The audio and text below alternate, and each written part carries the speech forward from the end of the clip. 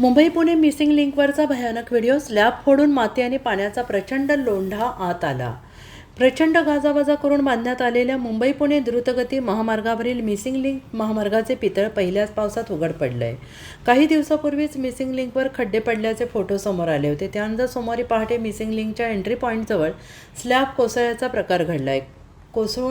Slab कोसळून डोंगरावरील माती आणि पाण्याचा प्रचंड लोंढा आशिला. त्यामुळे मुंबई पुणे एक्सप्रेस वेवर छतामधून पाणी आणि पाण्याचा लोंढा रस्त्यावर कोसळत होता. त्यामुळे सध्या मिसिंग लिंकवरील वाहतूक बंद करण्यात आली आणि याचा भयानक व्हिडिओ सध्या सोशल मीडियावर व्हायरल होतोय. दरम्यान प्रशासनाने नागरिकांना नव्या आणि जुन्या मुंबई पुणे महामार्गावरून प्रवास करू नये असं आवाहन केलं आहे. सध्या मुंबई पुणे महामार्गावर वाहनांच्या रांगा प्रचंड लागलेल्या आहेत. गेल्या 4 तासापासून लोणावळा घाटात प्रचंड वाहतूक कोंडी आहे.